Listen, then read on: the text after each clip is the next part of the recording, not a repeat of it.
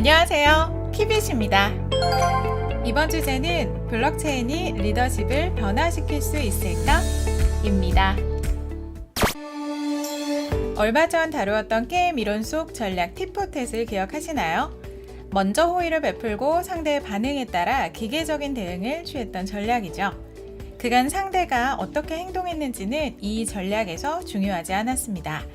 상대가 호의를 베풀면 나도 호의를, 불이익을 줄 경우 나도 불이익을 주는 기계적 대응만이 있었을 뿐입니다. 재미있는 부분은 이런 전략적 행동을 이미 우리는 목격하고 있습니다. 가장 팁포텟 전략을 사랑하는 사람은 미국의 트럼프 대통령이 아닐까 합니다. 불과 수개월 전에는 날카로운 창으로 북한을 위협하던 그가 대화를 원한다는 외교적 메시지를 받은 뒤로 언제 그랬냐는 듯 평화의 러브콜을 보내오고 있습니다. 팁포텟 전략은 분명 시스템을 좋은 방향으로 이끌어 나가는 힘이 있습니다.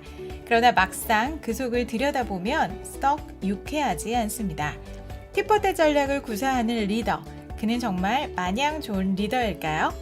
적어도 전체적인 이익의 측면에서는 그래왔던 것 같지만 하급자 입장에서는 냉정하고 차가운 상사일 뿐입니다. 성공한 CEO들의 특징. 성공한 CEO 10명 중 2명은 사이코패스나 소시오패스적 성향을 가지고 있다고 합니다.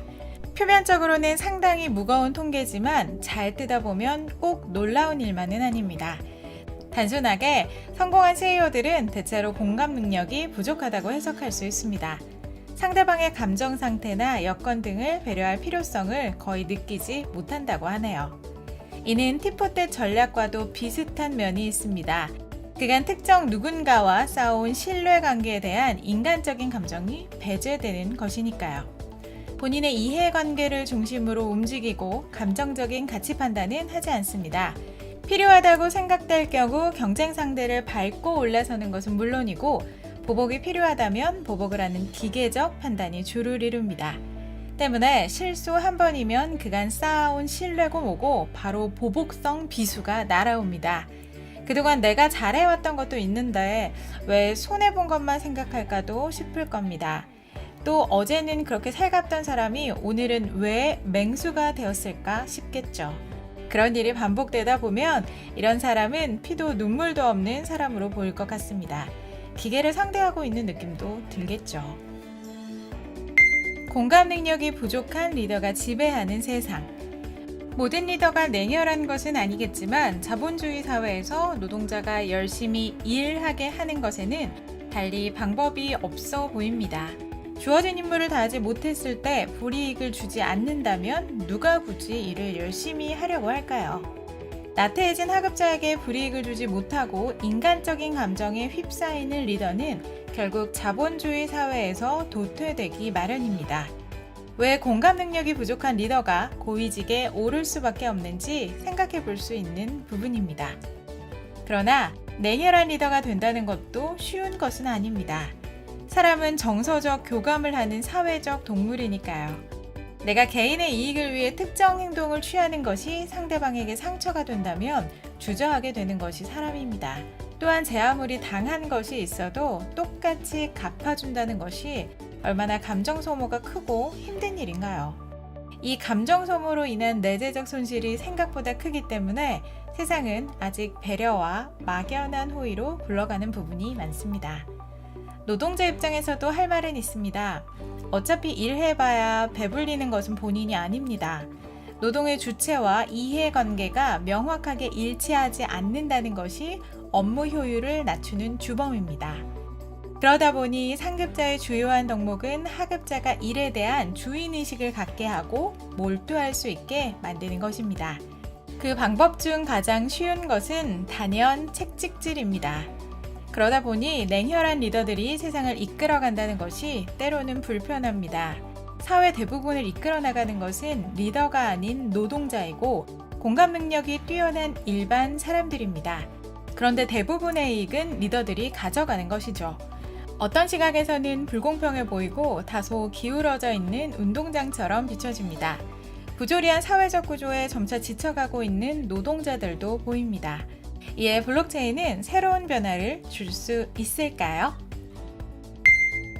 블록체인이 부여할 수 있는 에너지. 블록체인이 그려나갈 미래에는 어딘가 특별한 구석이 있습니다. 탈중앙화라는 철학에 맞게 틀에 박힌 리더도 없고 CEO도 없습니다. 물론 초기에 이를 주도적으로 진행해 나가는 개발진이 CEO 비슷한 역할을 하고 있기는 하지만 대체로 커뮤니티의 형성과 소통에 집중하는 모습을 보입니다. 깃허브와 같이 공유된 코드 위에서 자유롭게 개발 아이디어를 공유 및 반영한다는 건 역시 중앙 집중화된 권력을 지향하겠다는 의도로 풀이됩니다.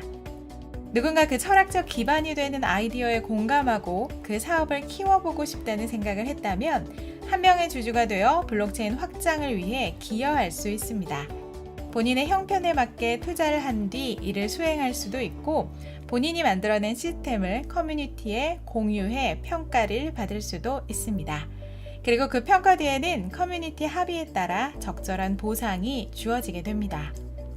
이렇게 블록체인으로 만들어진 하나의 생태계는 거대한 창업의 장으로 비추어지기도 합니다. 서로 비슷하지만 다른 목표를 가진 창업자들이 개인의 노력을 상급자가 아닌 커뮤니티에게 평가받고 그에 알맞은 보상을 얻어갑니다. 노력의 크기에 따라 그리고 그 가치에 따라 적절한 가치가 주어진다는 가정하에 자연스럽게 사람을 일하게 만듭니다. 스팀이 커뮤니티 위에 온갖 새로운 API를 개발하는 개인 개발자들이 그래왔고 이더리움 플랫폼 위에 새로운 가치를 불어넣고자 뛰어든 토큰 개발자들이 그래왔으며 이오스 플랫폼 위에서 BP로 선출되기 위해 각종 공약을 내세우고 있는 후보자들이 그렇습니다.